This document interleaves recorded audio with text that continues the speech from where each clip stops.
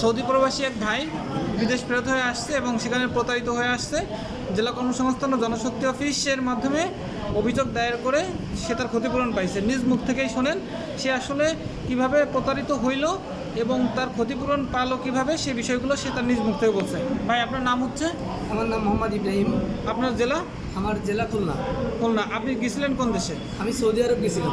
আচ্ছা, কি হয়েছিল ওখানে গিয়ে? আসলে অভিযোগটা কি ছিল? বলে নেওয়া হয়েছিল, আগায় বলেন। আমাদের এখান থেকে বলে নেওয়া হয়েছিল কোম্পানির কাজ, আকামা এবং ব্যাংক কার্ড সহ যাবতীয় ডকুমেন্টস আমাদের ওই দেশে গেলে দিয়ে দেওয়া হবে।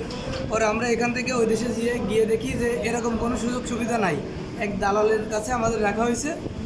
সহজ বাংলা হচ্ছে আমরা প্রতারিত হয়েছি। আচ্ছা, পরবর্তীতে আমরা ওইখানে সব কিছু না পাওয়ার পরে অবৈধভাবে থাকবো না বলে দেশে ফেরত আসি।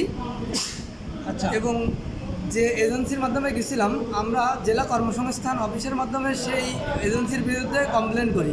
এবং কমপ্লেন করার পরে জেলা কর্মসংস্থান অফিস সেই এজেন্সিকে ডেকে আমাদের সাথে মীমাংসা করে দেয় এবং আমাদের ক্ষতিপূরণের ব্যবস্থা করে দিচ্ছে। আচ্ছা, আজকে আসছেন কার জন্য?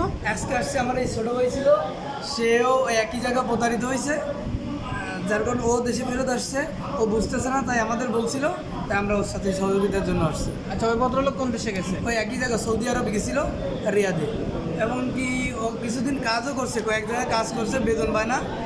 কয়েকদিন 20 দিন 15 দিন কাজ করে। এটা একটা প্রজেক্টে মনে করেন 15 দিন সময় আছে কাজের জন্য, 15 দিনে লোক লাগবে, তখন এদের লোকগুলো নেয়। 15 দিন কাজ করে বের করে দেয়, পাসপোর্টটা দিয়ে বের করে দেয়, যাও।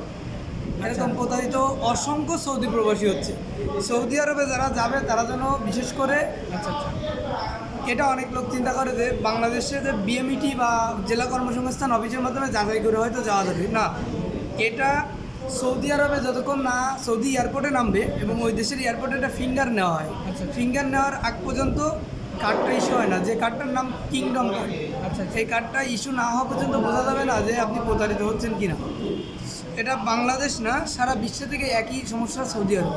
আচ্ছা, তার মানে ওই দেশে গেলেই আপনি তখন বুঝতে পারবেন যে আপনি আসলে কাজ পাবেন কিনা বা আকামা করে দেবেন কিনা। হ্যাঁ, এটা এই দেশ থেকে কোনো দেশ থেকেই সম্ভব না। মানে ওই দেশে না ঢোকা পর্যন্ত বোঝাই যায় না যে আমি সঠিক ভিসায় আসছি কিনা, অরিজিনাল কোম্পানিতে আসছি কিনা।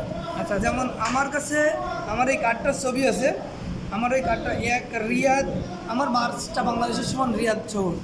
আমার এই কর্মসংস্থান দিছে রিয়াদ অঞ্চল। আচ্ছা আচ্ছা, যেখানে আমি খোঁজ করার পরে যে পেলাম, যাই হোক আপনি মুখে বলেন। আমরা ওখানে খোঁজ করার পরে পেলাম আমাদের রিয়াদ অঞ্চল দিচ্ছে কাজের স্থান। এবং নেটে কোনো আমাদের এই কোম্পানির খোঁজ খবর করে আমরা কোথাও নেটে পাইনি। কোম্পানিতে এরকম কোনো কোম্পানিই নাই নেটে। এবং নেটে লিখে দেওয়া আছে, কোনো তথ্য নেই। তার মানে আপনি আসলে যে এটা কোম্পানি দেখতে পারেন, এটা অলরেডি বাংলা করা হয়েছে, আরবি লেখাটারে বাংলা করা হয়েছে, আপনারা দেখলে দেখতে পারবেন। আচ্ছা, বুঝতে পারছি।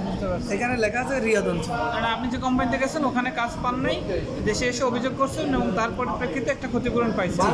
অর্থাৎ কেউ যদি প্রতারিত হয় জেলা কর্মসংস্থান অফিসে এসে অভিযোগ করতে পারবে। জি জি, জেলা কর্মসংস্থান অফিসের মাধ্যমে, অভিযোগের মাধ্যমে হয়তো তারা তাদের কিছু ক্ষতিপূরণ উদ্ধার করতে পারবে। ধন্যবাদ।